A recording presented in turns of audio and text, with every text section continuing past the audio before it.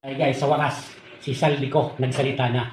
Inihayag niya na ang katotohanan bago pa mahuli ang lahat kasi pinagbabantaan daw ang kanyang buhay. Panoorin natin. Ang nag-deliver papunta sa bahay nila Pangulong Bongbong Marcos at Speaker Martin Romualdez mag-insert o magpasok ng 100 billion worth of projects sa BICAM. Sana po ay hindi nila ako mapatay bago ko mailabas ang lahat. Ginawa ko lang ang utos sa akin, pero ngayon, handa na akong harapin ang lahat. Ginagamit ng administrasyon ang buong resources ng bansa para tumahimik ako.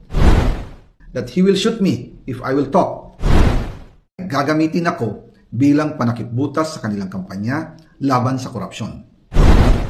Hindi na ako mananahimik, ilalabas ko ang lahat ng katotohanan. May resibo, may ebidensya, at may pangalan.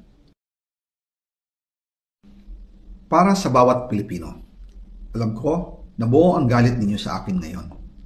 Nauunawaan ko rin kung bakit, lalo na at malaki ang halagang nakataya.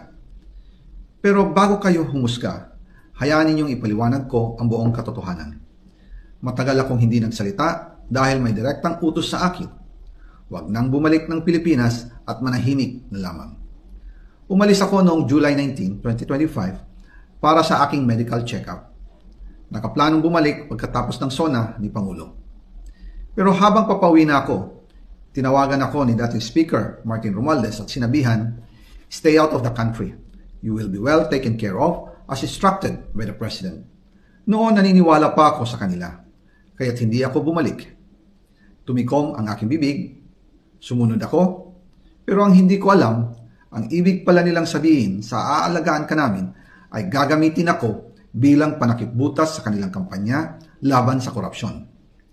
Ginawa nila akong poster boy ng kanilang sariling kasinungalingan. Ngayon, hindi na ako mananahimik, ilalabas ko ang lahat ng katotohanan. May resibo, may ebidensya, at may pangalan. Nagsimula ito nung tumawag si Sekmina Pangandaman sa akin nung nag-umpisa ang BICAM process last year, 2024. Ang sabi niya, katatapos lang ng meeting nila ni Pangulo at may instructions na mag-insert o magpasok ng 100 billion worth of projects sa BICAM. At sinabi pa ni Sekmina, you can confirm with Yusek Adrian Bersamin dahil magkasama sila sa meeting ni Pangulong BBM noong araw na yon. Tinawagan ko po agad si Yusek Adrian Bersamin at tinanong ko kung may instruction nga ba ang Pangulo na magpasok ng 100 billion during their meeting. Ang sabi niya ay totoo nga po. Right after our conversation, tinawagan ko po si dating Speaker Martin Romualdez at nireport ko ang instructions ng Presidente to insert the 100 billion projects. At sinabi niya sa akin, what the President wants, he gets.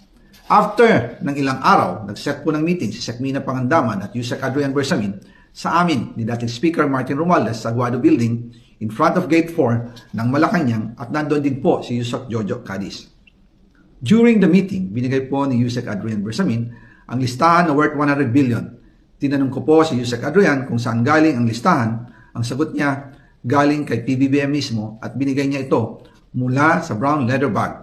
Nung sinabi po ni Yusek Adrian Bersamin yung brown leather bag, naalala ko noong nasa Singapore kami right after the elections of May 2022 sa Hilton Hotel, kami ni dating Speaker Martin and PBBM habang pauwi at pabalik ng Pilipinas, hinabol ng PSG ang brown leather bag at ang sabi ni PBBM, maiwan na lahat, wag lang ang brown leather bag. Kaya naniwala ako na utos talaga ito ng Pangulo. Pagkatapos ng ilang araw, I informed sina dating Speaker Martin Romualdez, Sekmina Pangandaman, Yusek Adrian Bersamin, and Yusek Jojo Cadiz na kung pwede 50 billion lang ang ipasok sa program funds dahil sobra ang DPWH funds versus sa DepEd. In practice, hindi pwede na mas malaki ang budget ng DPWH kaysa edukasyon. And yung balance na 50 billion, ilagay na lang sa program funds for the 2025 budget. Dahil Office of the President din ang nagre-release ng lahat ng unprogrammed funds. Pagkatapos ng isang araw, tinawagan ako ni Sekmina at sinabi ang mensahe ng Pangulo, ipasok ninyo yan dahil pinangako na sa akin ni Speaker Martin yan at hindi na pwedeng baguhin. Kumbaga, ang utos ng hari hindi pwedeng mabali. Again, I informed the Speaker and asked clearance about the instructions ng Pangulo. At ang sabi niya, wala tayong magagawa. Kaya po nagtataka ako kung bakit sinasabi ni Pangulo na hindi niya makilala ang budget, samantalang lahat na binawas at dinagdag sa mga ahensya ng gobyerno ay humihingi ng approval sa kanya si Sekmina Pangandaman. Pakikalat na lang po ng video natin para marami pong makapanood. Guys, thank you. Bye-bye. Paki-share na lang po ng video na to. Okay? Thank you. Maraming salamat.